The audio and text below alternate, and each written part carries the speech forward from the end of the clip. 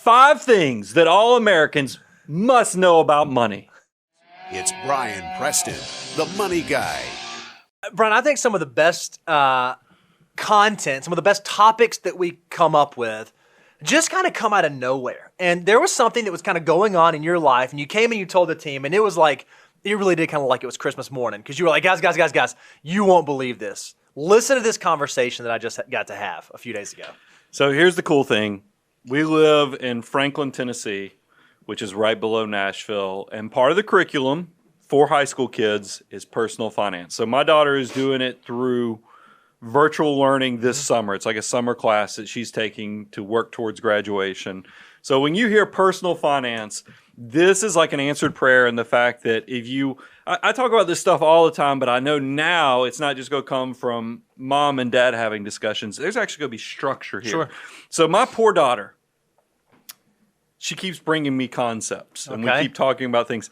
And I feel a little guilty because I feel like she's getting mini Money Guy episodes. I mean, because I'm probably going over the top, because this is what we love, guys. We created a virtual online classroom, not realizing this was the greatest business decision of all times, but truthfully because I wanted you guys to understand the great news of making good decisions and knowing how money can work for you. So now having a daughter who's of the age, she's already saving. By the way, having a Roth IRA, because we do a 50-50 match, meaning it's actually a 100% match. Every dollar my daughter does to her Roth IRA, her custodial Roth IRA, I will match it dollar for dollar, because I want her to get that fire in her belly about saving for the future. But I thought it would be a wasted opportunity. I grabbed module 1.0, which is titled Financial Responsibility and Personal Decision Making. Here's the first 2 things, and we're going to focus on one of these. The first one is, there are opportunity costs of decisions. Okay. Isn't that important for young people to know, hey, if you go buy this, there's you some might sacrifice be costing being made yourself on, something in the future. Or maybe there's an opportunity cost of looking at the definition. There might be a better choice with that decision. And here's the second thing. Delayed gratification. And here's the textbook definition that they provided on delayed gratification. The act of resisting an impulse to take an immediate available reward in the hope of obtaining a more valued reward in the future, end quote. So as we were having some pre-show, one of our listeners' son, he said, hey, how would you describe delayed gratification to an 8 to 10-year-old? We just did it. You just want to look your 8 to 10-year-old in the eye and say, hey, it's the act of resisting an impulse to take an immediately available reward in the hope of obtaining a more valued reward in the future. And they're going to get it, right? No, they're going to get it. And Bo's alluding to, because we all know there's a famous research study where it's called the marshmallow test. Yep. And it is, you can take kids and you can say, look, I'll give you 1 marshmallow now, or you can wait a few minutes and then you'll get 2 marshmallows. And it kind of is a good indicator if your child has the behavioral understanding of waiting for the future. Well, I think that when I see that my daughter is now learning delayed gratification, deferred gratification, she's on her path towards the adult marshmallow test, meaning that are you saving for the future? And we describe it this way. Are you willing to take just a little bit? And believe me, that little bit is going to be displayed on today's show for a great, big, beautiful tomorrow. That is the most powerful concept you need to learn about personal finance. Now, did you ever do the marshmallow test with your kids? Were you ever able to do it? That was, it's one of those things you take note of, and then you look back and go, oh, man, I probably should also mark their heights by every month, but we didn't do that either. So, we'll just move on and just be happy. So I did it. Okay. I did it. But here's what I didn't do a marshmallow. Here's what I did. My kid loves jelly beans, right? So I told her before she went to bed one night with my oldest. Okay. I'm not willing to do it with my youngest because I don't want to be just let down and horribly disappointed. Because everyone who's met my youngest daughter knows how that's going to go. But we told her, hey, we gave her a jelly bean and said, hey, I'm going to put this on your nightstand right here. And if you wait until tomorrow morning, we wake up, come show it to mommy and daddy and show us that you didn't eat it, then I'll give you 2 jelly beans.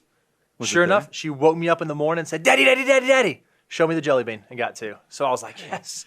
She might have a career in the wonderful world of finance in her future. So we'll have to pay attention. But we did. I want to take this a step further than deferred gratification. I want to go through the 5 things that every American needs to know about money. But we are going to start with the heavy one. Sure. I would put this at the base. This is the cornerstone of what you're going to build your financial empire on, and that is deferred gratification. Trading just a little bit of today for a great, big, exciting, happy tomorrow. Yeah. So let's and this is guys, this is my beginning because look, I've always been on the financial mutant side. If you ask any one of my high school friends, they'll tell you Brian was the nut that had the George Costanza wallet before we even knew they were called George Costanza wallets because I had so many coupons poking out. I was the guy that perfected the $7 date night in high school. I mean, that's kind of incredible when you think, even adjusted for inflation, that's still incredible because $7 date night probably is the equivalent of a $16 date night now. Still pretty impressive. But we made a whole night pass with that. So I was always a little different. What I didn't realize then was I actually had a grasp understanding of deferred gratification. And also, I talk about it as I had a economics teacher in high school, Mr. Morrow, who was Vietnam vet, who was also, wrestling coach. Sounds like a familiar story. For the school. But I don't think that his passion was necessarily always economics, but that's what he had to do to check the box to be the wrestling coach. So he shared with us one day, he said, guys, I'm a little jealous of every one of you guys in this room because if you could save $100 a month, you'll be rich. You'll be a millionaire. And I remember at the time being like, oh my gosh, I worked at Hardee's. I was like the crew leader of the drive-through. I was like, I mean, I don't have money. I don't come from money, but I could save $100 a month. Probably. And that one concept woke up a part of my brain that still continues to be the foundation. And it really, Mr. Morrow was talking about deferred gratification. Yeah, and so we started thinking about, and this has even become a theme of the Money Guy show, like what's a really easy visual way to think about deferred gratification? Just how powerful can your dollars be? And why was it so interesting to you as a high school student that only a small amount, only $100 could do something so big? And the reason is because when you do start young, it is a powerful, powerful thing. The earlier you figure out deferred gratification, the more impactful it'll be in your financial life. No doubt about it. Drop some bombs on them with these visuals that we put together. So we have an illustration, and we've done this before, but we said, okay, if you want to be a millionaire and you're starting at different ages, and your goal is to be a millionaire by the time you turn 65, and let's just assume that at 20, you can earn a 10% rate of return. And then every year that you age, your rate of return goes down. We're just going to assume that you can earn less as you age, your risk tolerance changes, your portfolio changes, whatever. So that the terminal return by the time you get to 65 is 5.5%. So 10% down to 5.5.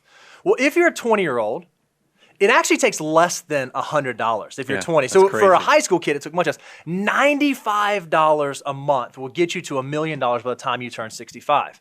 At 25, the number goes to $158. At 30, $270 a month. At 40, $780 a month. At 45, now it's almost doubling, $1,350 a month. At 50, $2,500 a month. 55, $5,000 a month. And then if you wait till 60, you got to save $13,000 a month to get to $1 million. Both the 60-year-old and the 20-year-old have the ability to get to $1 million by the time that they turn 65. But look how easy it is for the one that figured out, if I do this earlier, I can change the game. Well, and remember what we said. Take a little bit of today for a great, big, beautiful tomorrow. But it's even bigger. And you're probably, how is that even possible? What enables this to happen? We talk about this all the time. 88 times over explained. It's the wealth multiplier. Yep. We have a deliverable. If you go to moneyguy.com, go out there, and we have this so you can actually, because we broke this out by, every 5-year increment on the slide that's up right now. But we have this by each year if you'll go to our deliverable on moneyguy.com. Yeah, I think what's so interesting is we always hear young folks say, I just don't have a lot of money. I can't save a lot. I'm broke. I'm trying to do this. And what we always try to remind them is that even if you don't have a lot of money, if you have a lot of time, that money can be powerful. Just look at the illustration. $1 for a 20-year-old can be worth 88 by the time they get to 65. That same $1 for a 40-year-old is only worth $7.34. But if you're that 40-year-old that's been saving and been consistently building wealth all the way until age 40, take all the money that you've built up until age 40, multiply it times $7.34, and that's what you're on track it's to pretty have by exciting. 65. It's super exciting. Well, I think you just nailed the powerful component. Not only does it show what the potential is for your money, but it also can get your mind right. Because it's not uncommon. Look, becoming jealous, being green with envy is a pretty normal human nature event. And it's not uncommon that, when you're 25 years old, you look at your 35-year-old peer and go, man, they got a lot more good things going for them. But if you think about the fact that 35-year-old, their money is going to have a multiplier effect of $12 to $13 for every dollar they invest, and you're at 44. I think it gives you a little more context to appreciate the season you're in, exactly right. and just get your behavior right, and you're going to set yourself up for a lot of success in your future. So that leads to the next thing. I want to talk about some limiting beliefs that we see, because we just showed you creating wealth is surprisingly simple. That's exactly right. But all you need is taking a little bit of discipline of saving just a little bit today for a great, big, beautiful tomorrow, and then the behavior of actually doing it and putting your money to work. I mean, it is so simple, but yet it doesn't happen. If you look at the stats every year, I talk about that 60% of Americans can't come up with $1,000. And I hear that stat, and I think we just talk. Wealth building is so easy. Wealth building is such an easy thing to do, but most folks can't come up to $1,000. Why is there a disconnect? What's gone wrong? Well, and I think that sometimes we speak these things upon ourselves. I grew up in a household, you come from very humble beginnings. I come from humble beginnings. And I grew up in a household where my parents are awesome, but there was this disconnect on wealth creation and the fact that, first of all, they never made their money work for them. Their army of dollar bills was always in CDs. We'll talk about why that's a mistake later, because none of the money was actually long-term invested.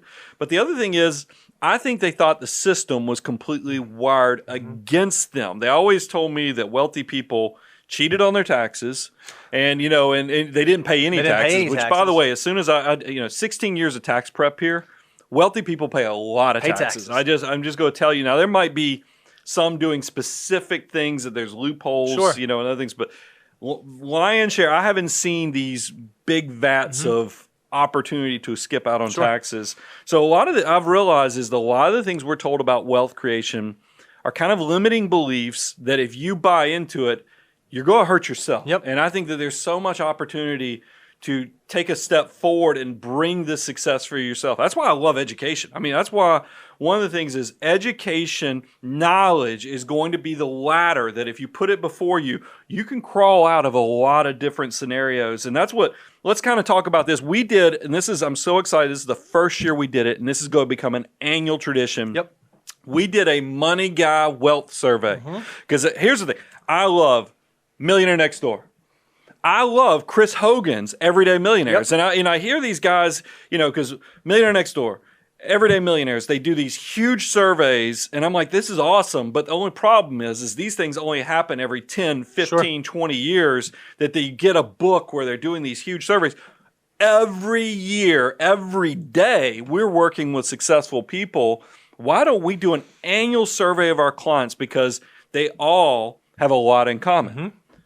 Many of them save. We require saving behavior. We also require you have assets at a certain level. So, you've mastered deferred gratification to some extent. You've been able to build wealth up to this point. Well, because they're at the top of the abundance cycle. We talk about, you guys know, you come here, we give you free information so that you learn, apply, and grow, but you will reach a level of success that this thing gets so big and complicated that you will remember who planted the original seeds, and you want to make the abundance cycle come full circle, and you come back to us. That's when you become a client. Now you get to even play a bigger part because you're going to contribute to our annual wealth survey. And this is what we find. Because remember what I told you. I kind of thought that millionaires came from money, meaning probably mommy and daddy hooked them up. Or they took advantage of someone to get there. Took advantage of something. By the way, that's the other thing. It's not a zero-sum game. This pizza pie, this pizza is expanding. It is getting bigger and bigger, and I love that because you don't have to necessarily hurt somebody for you to benefit through the process. So let's talk about this. Do millionaires inherit their wealth? Again, coming from humble beginnings, this is something that I would have assumed. The answer is yeah. Like, if I want to be wealthy, I've got to be born a Rockefeller or a Vanderbilt. Like, I have to have the right last name in order to have wealth one day. And the answer is surprisingly, but by the way, we did our own wealth survey. I could not believe how close our data points tied to the Millionaire Next Door, Chris Hogan's Everyday Millionaires. It's almost, I mean, I couldn't believe it. I mean, when the data came in, it showed me that there is something to this, no matter what we're facing, what decade you're in. These stats, we probably can look at this a decade from now, and it's going to be very similar.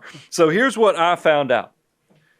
77% of our wealthy clients that responded to the Money Guy Wealth Survey didn't receive a dime. Didn't inherit anything. No, everything they've done has been built on their own, first generation, nouveau riche. So that ties in nicely to a lot of the stats out there. Here's the other part. If you just expanded it and say, okay, how many of the clients actually got something over $100,000? Because that's the part where you say, okay, that money that can give them a jump start. It's 11%. 11%. So that means the other 89%, the majority of their success was kind of their creation. That's a pretty powerful.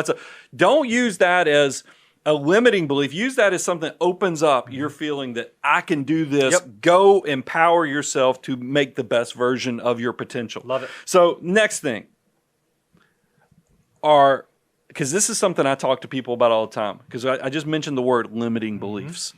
This tells you because I talk to my family members about this too, is I was like, why do you have to put it, look, I've been to some counseling. I've been married for 20-something years.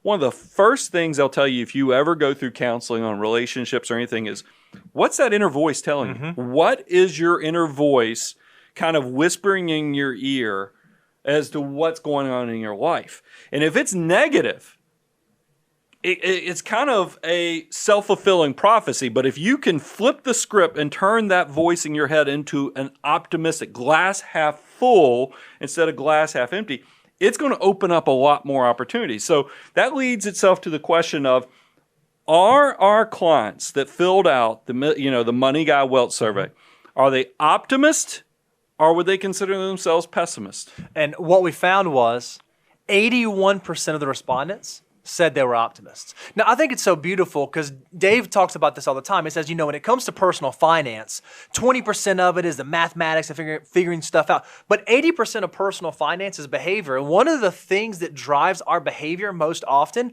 is our mindset. So if you can, just like you said, control that inner voice, and instead of thinking about, I don't have this, or I didn't have this opportunity, or I don't make this much money, or I can't save this much money, and you can flip it to, no, I do have this, and I can save this, and I do have this much time, and I do have this positive mindset, it's amazing how much influence that can have over your personal financial life. Well, we talk about invisible hand of success. One of the first things you can do when you flip the script on are you an optimist or a negative is that invisible hand that's working in your brain while you're sleeping, whatever. I'm telling you, it's moving. It's making things happen. So if you can change your subconscious and turn yourself into an optimistic, guys, it is just like education's the ladder out of whatever situation you're in. That mindset of instead of having limiting beliefs, that optimistic mindset is also going to be the fuel that keeps that keeps the momentum going through the process. I thought this was because a lot of us, look, we just showed you starting early is powerful.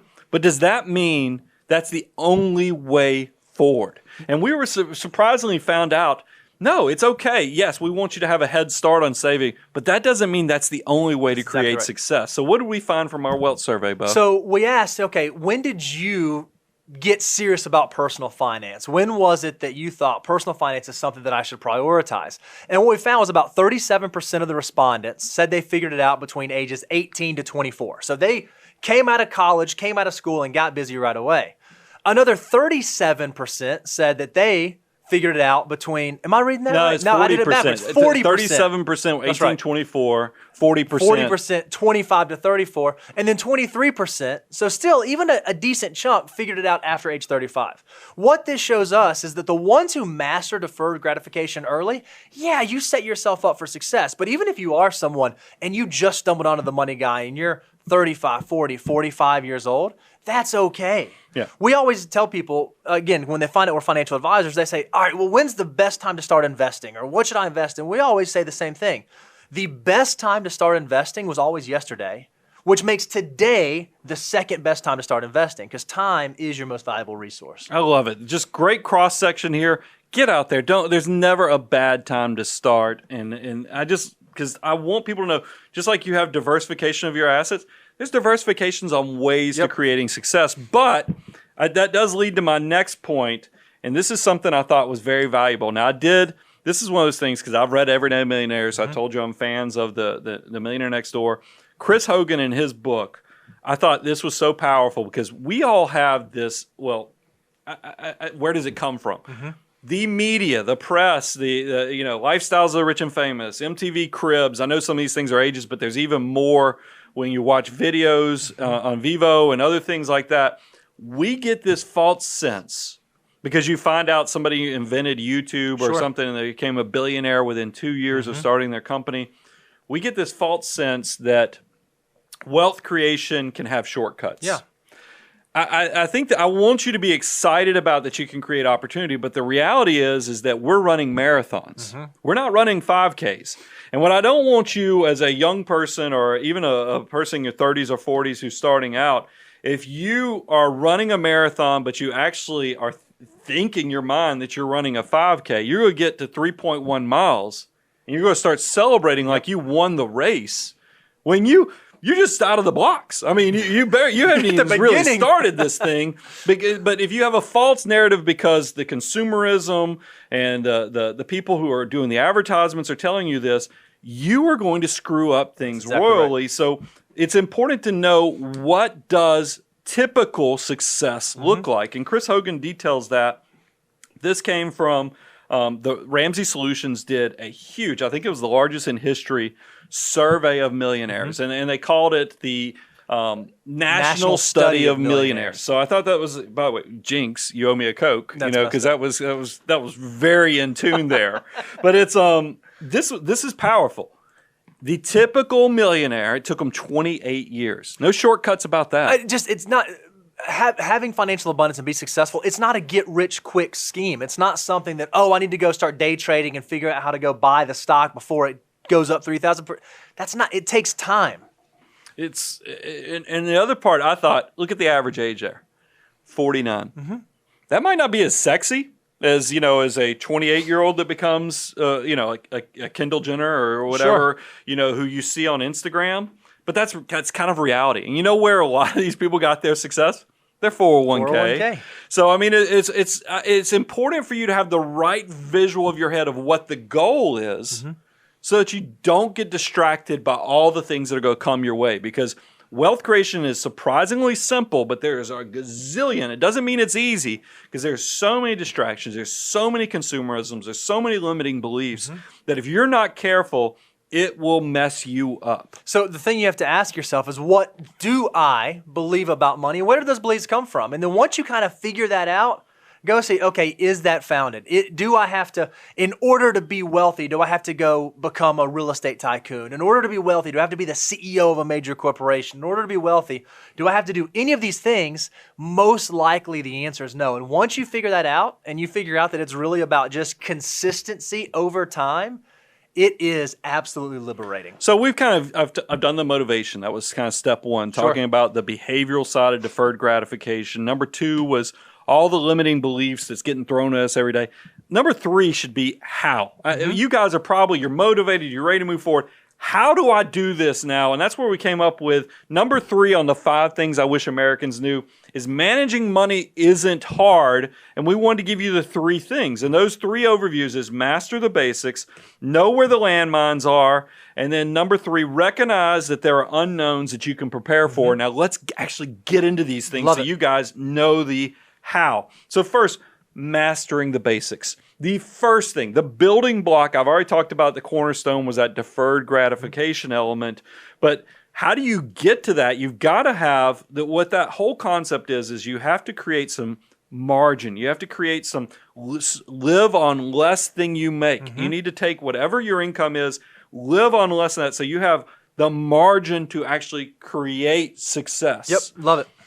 And that leads to, there's a Warren Buffett slide. Now, look, in pre-show, if y'all could have seen the hot mess that we had, all I was trying to do was I was trying to make the point is that when you look at great big the grandeur of a live oak. If you've ever seen a live oak that's thick, it's got branches all over. It makes you want to climb a tree and build a fort in it, or just enjoy the beauty of it.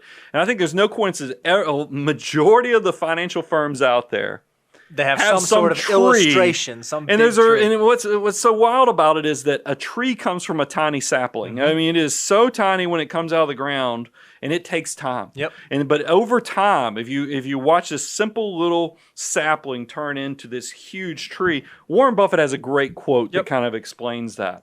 Someone is sitting in the shade today because someone planted a tree a long time ago. That's exactly right. And I think what's so funny, and we talk about this in weightlifting. I don't know how I ended up bringing weightlifting into this. That's what wisdom is experienced. So go ahead. They always tell you, people, whenever you start out doing something, people always ask you why. So when you're not going out there and buying the fancy house or buying the fancy car or going on the fancy vacation, like, hey, why aren't you doing that stuff? You're in your 20s. You should go reward. Why?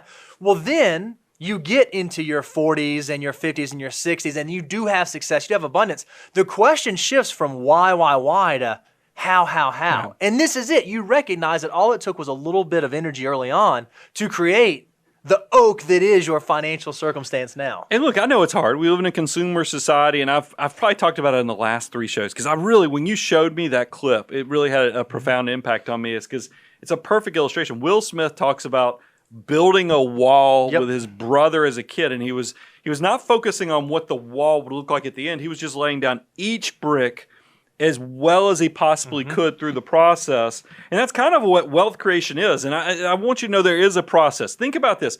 We all know in human nature and in life, you first have to crawl, then you walk, and then you can run. Now, there's no skipping steps. Like, I've never seen a baby go from like rolling over to standing up and sprinting. Yeah. I don't. Maybe you can be a fast learner, but you still don't skip steps. You don't skip steps. So, and it's the same thing with money. And think about this.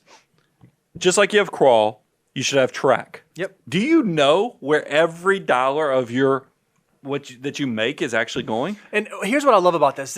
It's not a hard thing to do, right? So most of us go out and spend money, and we have either debit cards that we use, or we have credit cards that we use, or we spend cash. It's not hard to just say, you know what, for the next 30 days, for the next 6 days, I'm just going to track my spending. Every time I go somewhere, I'm either going to use an app, because there's tons of apps that allow you to do that, or I'm just going to make note. When I got my very first job, I started spending money for the first time.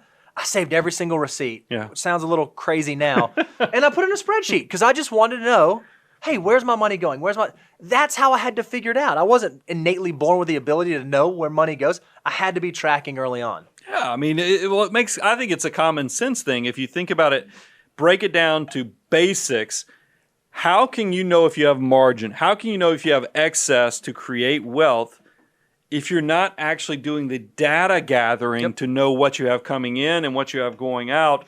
So the first step, just like you have crawling, it's very deliberate when you see a baby. They're having to think about every little thing they're doing when they're trying to get that first crawl going. You have 2 little ones now, so you know how that works. Recent. It's the same thing with wealth creation. You have to track. So that's first. Then you move on. Once they start crawling, the next thing is you start walking. That's budgeting. That's once you know all the data points, you now have to create a deliberate plan that says, okay, I know what my income is. I know what my fixed expenses are. I know the variable things I can control. How do I make all this work together so I get the structure that I want? It's the same thing. Walking is the evolution of crawling. So it's the same thing. Tracking turns into budgeting. Again, I have friends all the time that screw this piece up because they will track everything. They can tell you every dollar they've spent for the last 15 years. And I always ask them this question, okay, that's awesome. What did that change? How'd you use that? Oh, well, I just been tracking it. I didn't change anything. I've just been tracking. Well, then it's just kind of wasted effort. If you're not actually using the tracking to figure out how you could better deploy your future dollars, then you're missing that second iteration. And I think you have to bring in, I want to take a step, because I think one thing, should income match your expenses? No. I think that remember, you're building, budget is being a deliberate process. That's why it's better than the whole tracking or the crawling element, is because when you get to budgeting, you're also building in Do you give money to charity? Do you pay yourself first with a saving component built into your budget? All that is the behavioral stuff that is going to set you up for step 3. Now, look, everybody who listens to this show for any length of time will know I absolutely hate budgeting.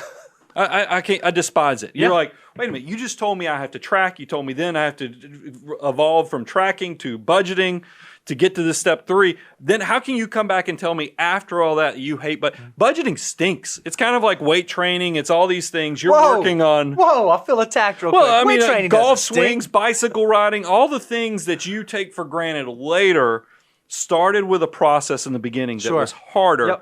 And I will do, but once you get to a point, if you will do this long enough, guys, if you will be the responsible individual, if you'll take control with your finances long enough, it's going to turn into a habit.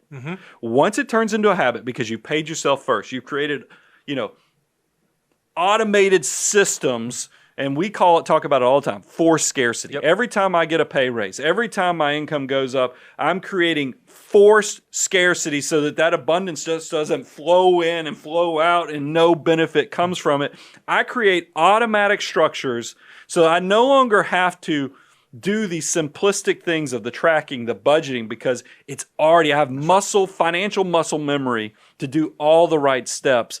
That's where you're running. I mean, you're running wide open because you know everything's working just like it's supposed to. You don't have to think about all the different steps that went into because you've created a system. And in our mind, this is where the financial order of operations, the FOO, steps in. Once you start knowing, okay, where should I deploy every dollar? I've done the tracking. I've done the budgeting. Now I'm on to cash management. You are full steam ahead moving towards financial independence. So we've got the master the basics. That's the basic. Now let's talk about all the things that are going to be. You think about once you get good at running, it turns into American Ninja Warrior, where they throw some obstacles. All the obstacles start rolling out. It seems like they were going to derail your wealth creation. So you have to know where the landmines are. The first thing. The dangers of debt, Bo. I would say that in the society in which we live, I think this is the biggest one. I think this is the biggest one that gets people off track because we live in this world where we can afford anything in the world 1 month at a time. Doesn't matter how expensive it is, so long as I can cover that $50, $100, $200 monthly payment, that means that I can afford it. Hey, in this society, if you can't afford it, you can finance it. That's right. And that is a failure, guys, because realize, you can afford anything $100 or $200 a month if you never own it. You're essentially renting your life forever, and that is the biggest mistake. Because remember, when we go back, if you're watching a highlight clip, go back and watch some of the other steps we talked about, because the biggest thing you're trying to do to create wealth is to make your money work as hard as you do with your back, your brains, and your hands. You want your money doing that for you. If your money is being used to pay interest, it ain't working for you. It ain't working hard. So let's give an example here of how the typical American falls into this horrible trap. So we started thinking about what's a consumer decision that a lot of Americans make, and it was pretty easy. It didn't take us long to come up with this: buying a car. So when we think about affordability of an automobile, there's sort of a disconnect here. There's how much can the average American afford, and then how much does the average American actually buy? So FTE Daniel did some work for us, and he found out that if you look at the median household income of American families, the median household can afford a car that costs $18,883. Now remember, that's built off of 23.8. If you guys have never heard that concept, this is the money guyism. We want you to put 20% down, finance no longer than 3 years, and your total car payments for the entire household cannot be greater than 8% of your household gross income. A lot of you guys are like, why not cash only? Because I recognize you got to get to work. So I want you to have a reliable car, but that's also, you can't use this for luxury vehicles. Anything that's luxury, you better be paying it off like it's cash. This is only for functional vehicles. $18,000, and thinking about your spouse and the kids and other things, that's a reasonable car, that you could you get to work and you get the family safely to where they're going. But what is the typical American do? So the median household can afford almost a $19,000 car, but the average car loan right now in America, $32,119, almost double, not quite, but almost double. So there's a big disconnect. So you might be saying, oh, well, okay, it's just one car. It's not that big of a difference. It's not that big of a deal. Well, let's see how the numbers actually play out. Well, but can I say something? Because I just tickled myself. Did you get those transitions in there? So the transitions did come in. She's a professional, my because man. with the 18,800, and this is look, my own biases, because I'm just as susceptible to consumerism as the rest of you guys. I had a visual as that 18,000 because Daniel made it slow. It almost, I feel like as it parked, it backfired. I was about to say that. It's like boom, boom, boom, boom. As it lands. Meanwhile, the car that we truthfully can't afford, you imagine it has just a cool sound to it. That is our own biases. There is nothing wrong with that $18,000 car. Yep. But even in my mind, I have biases that are showing. But let's get your brain right by showing you what this actually costs your wallet and your long-term self. So how much of a difference can this make? So if you look at the financing for these two cars, what we're going to call the affordable car, the less expensive, costs $421 a month. The more expensive fancy car costs $747 a month. That's a big old payment. So that difference is about $326 per month. So if over the 36 months or 3 years that you would finance these cars, let's say that you took that $326 difference and you invested it. And let's say that you assumed you could make 10% on average on that investment.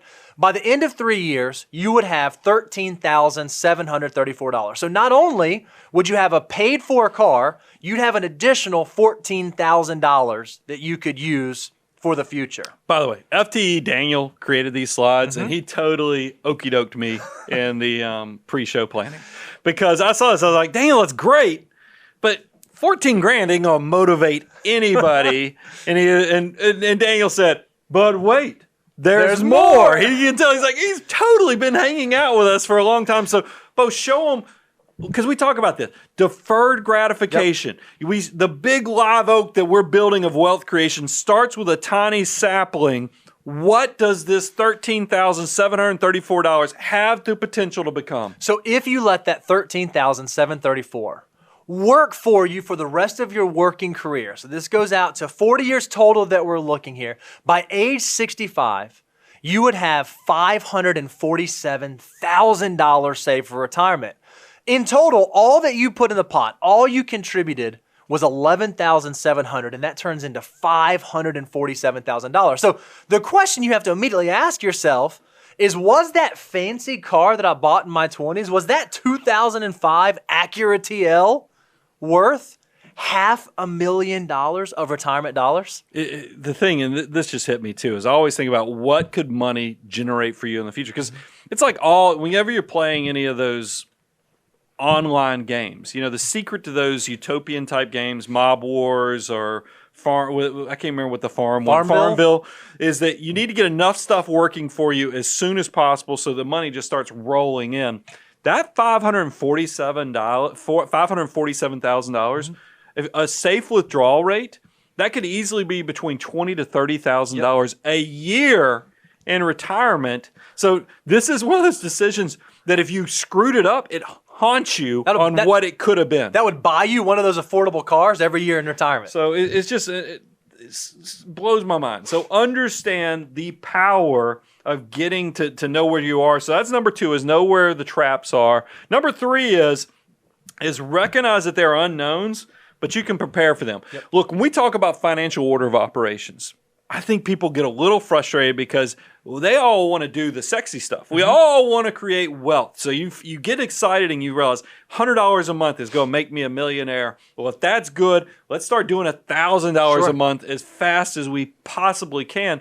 The problem is, and this is why we did financial order of operations, you got to make sure you don't get so excited about saving for the future that you're not taking into account that there are some things that could come your way. Just like we were talking about American Ninja Warrior, or even we could think about it in Wipeout. You're gonna have some big red balls that are gonna be there, or things swinging at, that come your way that will knock you off track when you're not expecting it. I mean, that's why that show is so successful, is because they go across the wall and then boom, they get hit in the wall and they fall into the mud. there is something entertaining about that, but it is catastrophic if this is your financial life, is because there's bad things that can happen to you. You can.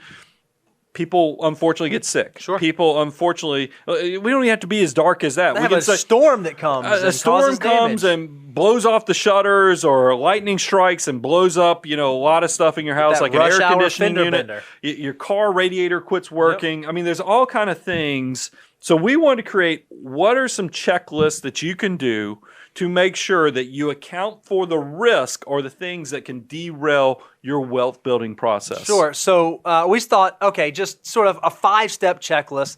Number one, do you have your loved ones covered? And these are kind of the basics. Anytime someone talks to us and they have someone else that's dependent upon them for their food, shelter, maintenance, that sort of thing, do you have wills? Do you have life insurance? Do you have disability insurance? Do you have the things in place in order to protect the ones who are depending upon you? So you just named some big stuff. The wills, life insurance, disability insurance, those are all the big things to make sure you're not leaving behind people that you care about in a really horrible situation.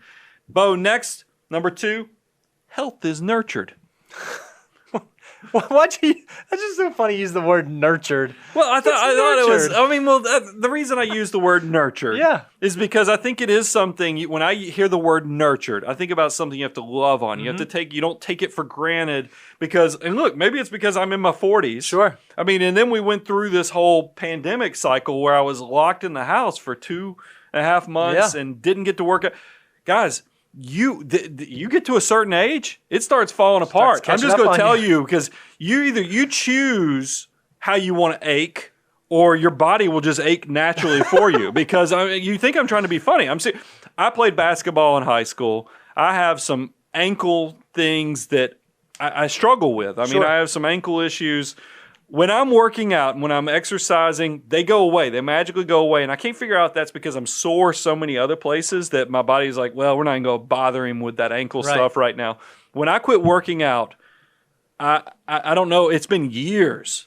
My ankle started giving me a lot of issues. I had a hitch, essentially, when I was walking. I almost started developing a limp because my ankle, and I'm telling you guys, you can't take your health for granted, because that's one of the first things. You ask a wealthy person what they wish they had, they didn't take for granted. It's usually their health, and just taking that they're going to be here tomorrow. Nobody is guaranteed that. So make sure you're working on that fitness. By the way, was that that's Fergalicious. I pulled that from Fergalicious because thank God I don't actually listen to lyrics, because otherwise all that slasher metal I listened to in high school and everything would have probably made me a much darker person. Well, it's the same thing. I pulled up to make sure I was getting work on that fitness right. Fergalicious is kind of it's not a clean song. It's not a clean song, but I don't know that I caught on to all the I just really Fergie Ferg stuff in it, when I listened to it, but it made it in here. So health should be nurtured. All right, how about number 3? Protect yourself from the blind side. And what I mean here is, do you have stuff to cover your property and your casualty losses? Do you have your homeowner's insurance? Do you have auto insurance? Do you have umbrella insurance? If you're someone who either has a healthy income or you have healthy assets, do you have the insurance that sits over top to protect you from those unknown unknowns? I'm glad you took that one, because that's the stuff because that really is, you're buying stuff you hope you never get use to it. Yeah, it's the worst. I mean, so we've covered that. So you got the boring one. I'm at least going to get number 4, which is the much more exciting one, which was invest with intent. We pick on people all the time. We don't pick on them because that would be cruel. We have discussions with people all the time about balancing the fear and greed. Yep. Is because, think about it, man, what a perfect case study year. Mm-hmm. Now, look, we're not out of the woods yet. Yep. I mean, I'm just glad that asteroid that I read an article like over the weekend that there was an asteroid. Maybe it's still bearing down on us. I'm just assuming since we're still here. It's in 2020, so the asteroid didn't hit us. It's kind of like those memes you've seen where they unlock something like a mummy or something. Like, put that back in the ground. 2020 doesn't need anything else. I mean, there's just so much that's going on, but it is one of those things that invest with intent. So fear, greed. We've had a lot of volatility in the financial markets this year, and I think it is a perfect case study of why you do want to balance out the fear, because we get it. When things are going down, we're just scared. Mm-hmm. We make crazy decisions, but there's also greed. When markets start making money, you don't want to say, hey, You know, you don't want to be the 70-year-old that's going, I saw oil was down. Let me get some of that. Should we load up a bunch of oil? I mean, maybe it's the right decision, but is this what a 78-year-old should be loading their portfolio up with? As of this recording, 2020 has been a very interesting year. We saw a very, very rapid decline in the markets, and now we've seen a very, very rapid recovery in the markets. We don't often get opportunities like this, but if you are someone who found yourself making bad decisions or having very bad thoughts in the downturn, since the market has now recovered at this point, it's not a bad time to reassess your specific risk tolerance. If you literally had to sit on your hands to prevent you from going online and selling everything, maybe your portfolio did not fit where you presently are and it's worth a revisit. Take this as an opportunity because normally we don't get them recovering this fast. And who knows where it will go from here. It could go down another 20%. It could go up another 20%. You want to make sure that you have a portfolio that's designed well for you that will allow you to stay there for the long term. And that's a great lead into risk tolerance versus risk capacity. Just because your younger self could handle a lot of ups and downs emotionally, you might be of the age now you don't have the years to recover. That's the difference between risk tolerance versus risk capacity. Risk tolerance is, hey, market loses 20%. Are you going to emotionally go sell? Fine. You might be a cowboy emotionally, but you fast forward over here to risk capacity or look at that topic, you just might be, if you're in your late 70s, probably shouldn't have the portfolio of a 24-year-old. That's right. So pay attention to those things. And then we say this, but it's so true. You got to know the why of your goals. If you can understand that stuff, it'll help make sure you're balancing everything else. I think oftentimes we ask people, okay, well, you've done great. You've built up a very healthy portfolio. What are you doing? And they're like, I don't know. Oh, I want to retire. Okay, great. You're retiring from work. What are you retiring to? Yeah. Oh, I don't know. Investing with a 10 is answering the question to those I don't knows. Yeah, you gotta have purpose and know what you're doing with that. And we'll talk about that with happiness in a second. But last thing, kind of close out number 5, get the kiddos out of the nest.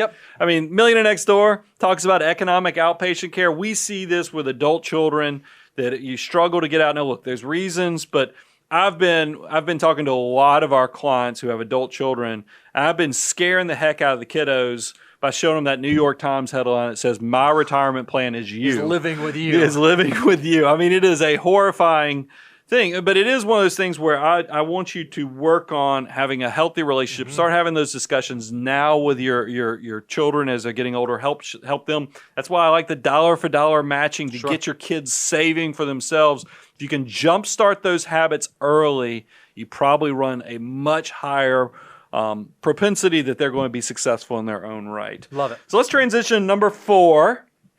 This is time is your most valuable resource. Yeah, we say it all the time, and we even showed you, for a 20-year-old, $1 can turn into 88, and then as you go through time, it decreases. We say it all the time, but I think a lot of us, we don't, when we're in our 20s, we don't think about that. Like, I don't ever see a 20-year-old, like even we talk to our interns, we're like, guys, you have so much opportunity. The fact that you're doing this internship and you have your entire working career ahead of you, there is so much you can do. And you can just kind of see like, oh yeah, I get it. But you don't actually get it until you're sitting where you're sitting now, Brian, thinking about all the decisions your 20-year-old self made that have now paid off so well. We talk about it. This is going to be surprising. Time is more valuable than actually your savings. Absolutely. And this is, what's funny, Bo, in the show notes, I took this line out, but I'm putting it back in, is that I am now Mr. Morrow, my economics teacher.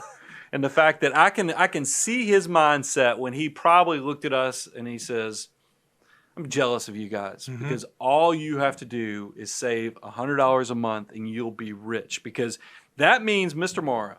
I don't know if he was in his late 40s. I don't know if he was in his 50s when he made that statement, because when you're young, you think everybody's old. But it is one of those things where I'm now old enough that I see what his point was. Is that, and I'm going to be, this is cold, hard reality for everybody out there. If you're watching this and you're 20, if you're 25, if you're 30, if you're 35, and you don't have financial success, you know who you have to blame for that? You. That's it. Because you have the easiest path forward because you have time on your side. And nobody talks about that because it's so easy to get distracted by consumerism, so easy to go look like you're in a nice car, a nice house, have this fake life that everybody, especially in America, aspires to have. But the hardest part is just doing the simple stuff. Just save a little bit of today for that great, big, beautiful tomorrow. And this is, Bo, show them, because don't take our word for it. We showed you it takes just a little bit of savings, but we've actually put numbers to it. We had FTE Daniel create some great teachable moments here. And Brian, I think you're the first one who, maybe you didn't invent this idea, but you're the first one who put this into mathematics for me, and I was like, that is really remarkable. So we talked about that for a 20-year-old to get to $1 million by the time they get to 65, you got to save $95 a month. We've already recovered that. Well, when you get to $1 million, you will have only put in $51,300, but the earnings on that will be $948,700. 95% of that $1 million is from earnings, not your dollars. That's just time compounding. It is unbelievable. So when you think about get-rich schemes, because you hear all you see the stat where somebody will post, I think MSN or CNBC will post this on repeat like at least once a year. It'll say $1,000 into Amazon would be worth this many millions today. Yeah. You're like, whoa, oh my gosh, why didn't I put $1,000 in? Nobody put $1,000 in because all the ups and downs. But this is the same thing, same concept. You've put in $51,000. Yep. And it's going to be worth $1 million. 95% is the growth. But you said even 30-year-olds should still be excited. So again, you save $270 a month. Yet you will have put in more than the 20-year-old. You will, over the course of your career, you will have saved $113,000. But still, 89% of your $1 million, 89% of that growth, or 89% of that value was growth, not contributions. For a 40-year-old, even at 40, 77% is growth. At 50, it goes to 55%. And at 60, it goes to 22%. Look at how much easier. If all you did was just look at the dark blue areas, if you're out there listening in iTunes, iHeartRadio, Stitcher, podcast world, come check out the YouTube channel and look at this chart because it is amazing how much less work the young folks have to do than the older folks. And every older person we talk to, I've never once heard someone say, man, I wish I would have just saved less money in my 20s. Yeah, I should have been spending more. I should have been spending more, man. No, it's always I should have been saving more. And that leads to, man, we created one more slide to show you the power of this. Because a lot of you probably right now, you're going, man, that is powerful stuff. Next year, I'm going to start doing this. Because it's so easy to kick the can down the road. I'll just do this next year and it will be okay. I'm going to be honest with you guys. I have money now. Mm-hmm. I didn't feel like I had money until probably 2 years ago. That's mid-40s. Yeah, look, I've been saving the whole way. That whole forced scarcity is a real concept with me. But that forced scarcity was working so well that even though my tax return might have said I had good income, feeling pretty daggone broke in Brian's land because I had a lot of boxes I was trying to check. Sure. And we've created an illustration to show you how the reality of life, because there's a lot of 20-year-olds that are watching going, that sounds great, but I'm going to need 2 more years to get my income up to a point that I can do what these guys are talking about. I'm going to hit the pause button on this. But here's the reality. There's always going to be things that are going to screw up your ability to save for the future. Yep. And we just threw in think about college, all the student loan debt, all the obstacles. Then you get into a relationship, you got marriage and things like that. And then you got houses, you got kiddos. That's the reason we call it the messy middle. That's right. I mean, and Bo's going to give us a detail. And then you get to retire. The only time you feel like you have money is when you get old. Yeah, they say it's the cruel world that we live in, this financial world. They say, oh, you know what? What they ought to do is at 20 years old, they ought to give you this big pot of money and then you spend it and then you work the rest of your life. Well, that would be kind of sad. But it is interesting, right? You have all these obligations early on and the amount of disposable income relative to your commitments is not exactly where, but here's what's beautiful. There is this eighth one of the world called compounding interest that if you can just figure out how to defer just a small amount early on, it gets so powerful. What you have to recognize is if you look at this chart and you're that 20-year-old saying, you know what, I'm going to go buy the nice car, I'm going to go backpack Europe, I'm going to go do all the things and not save any money, I'm going to wait till 30. Well, then you do get married and you buy the house and you have the kids. So, well, I'm going to get my family life normal. I'm going to wait till I get 40. The longer you wait, the harder you have to work. If you can make those very small decisions early on, it is going to set you up so well later in life. So don't kick the can down the road. Take today, go set up just a little bit, because guess what? You get addicted to saving. Yep. It's a healthy addiction, though. That's why there's no support groups for it. Yep. It's because you become an empire builder, and then everybody, just like you said, when you reach a level of success, they go, how? How do they do that? It's because you took just a little bit of today for that great, big, beautiful tomorrow. That's the mindset we want you to think about. That's financial mutant territory when you're doing stuff like that. Let's close this out. Number 5 on the 5 things I wish Americans knew about building wealth is money's just a tool. Yep. Now, I think we talk about financial order of operations all the time, and I think there's some misconceptions about there, because we do have these 9 steps. But there's a step 0. Step 0. Step 0 is be generous. And I know that sounds like, whoa, be generous. And I'm like, yeah, what do you think the abundance cycle is built off of? This entire concept of this Money Guy show was, I was a nerdy guy who got my first iPod. I always wanted to be a school teacher. My mom was a school teacher. My grandma was a school teacher. I had that heart of an educator. And I just wanted to love on you guys. I just wanted to give and pay it forward, get this stuff out. Because I didn't have, money was not rolling around back then, but I at least wanted to give a little bit of my time. But as the money has kicked in, I have tried to be generous. We're tithers. We do all that stuff that we believe the more you pay it forward, you don't get hurt. I've never heard anybody say, I was so generous it hurt me. I just gave away too much. Because I have found, and it's this weird thing, the more I give it away, it seems like the more it comes back. And I know that gets into some philosophical stuff that makes people feel a little weird. But I'm just telling you, I have never been disappointed by being generous. And that leads to relationship of money and happiness. Because a lot of you guys, we all want you saving, but I don't want you hanging on so tight that you don't even know what your why is. And because you get things all out of sorts. I mean, there's so many shows on Netflix now that I watch these people and I see like they're selling real estate and they're showing these fancy cars, I'm like, those people don't look happy. Yeah, they're pretty. Yeah, it's a big house, but they're not look happy. Yep. I mean, so you ask, well, what? What do they miss?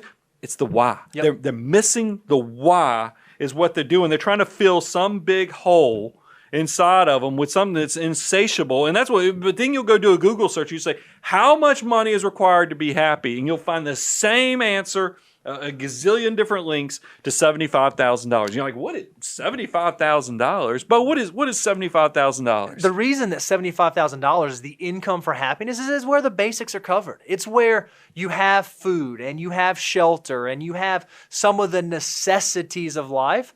Below that, it gets kind of hard. It's a struggle. But once you get to that level, according to statistical evidence they found, you've covered the basics. Now, that's happiness, though. No, that's not happy. That's survival. That's survival. It's not fulfillment. That's not happiness. I think happiness is you wake up with purpose and you have fulfillment.